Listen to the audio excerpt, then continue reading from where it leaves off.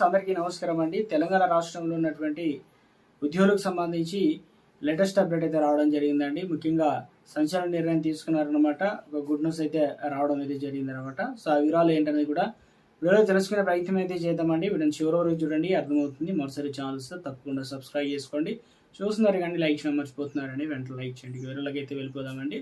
తెలంగాణలో ఉద్యోగులకు సంబంధించి రాష్ట్ర ప్రభుత్వం అయితే తీపి కబురు అయితే చెప్పిందనమాట.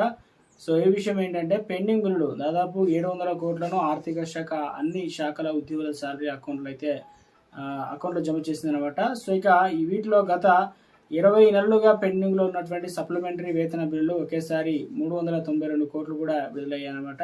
ప్రతి నెల జీతభత్యాలు ప్రతి ప్రభుత్వ కార్యాలయాల నుంచి బిల్లును ఖజానా శాఖకు దాఖలు చేయడం ఆనవాయితీగా వీటిని దాఖలు చేసే సమయంలో ఎవరైనా కనుక ఉద్యోగులు జీతభత్యాలకు సంబంధించి ముఖ్యంగా వివరాలు పెండింగ్లో ఉంటే సప్లిమెంటరీ పద్ధతి కింద మళ్ళీ బిల్లును అదే కార్యాలయంలో దాఖలైతే చేస్తుంది.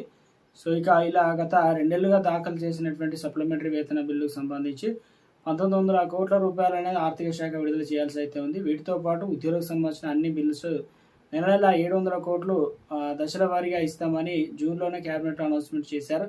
అయితే కాగా ఈ నెలకు సంబంధించి 700 కోట్లు మనకు ఆల్రెడీ నిన్న అయితే శనివారం రోజు ఉద్యోగుల ఖాతాలు అయితే ముఖ్యంగా వేసినట్లు ఆర్థిక శాఖ వర్గాలు అయితే తెలియడం జరిగింది. సప్లిమెంటరీ వేతన బిల్లులకు సంబంధించి పాటు జనరల్ ప్రావిడెంట్ ఫండ్ అదేవిధంగా బిల్లులకు సంబంధించి 308 కోట్లు కూడా చెల్లించినట్టు తెలంగాణ ఉద్యోగుల గెజిటెడ్ అధికారులు, ఉపాధ్యాయ, కార్మిక మరియు పింఛన్దారుల జాయింట్ యాక్షన్ కమిటీ ఒక ప్రకటన అయితే తెలియడం జరిగిందనమాట.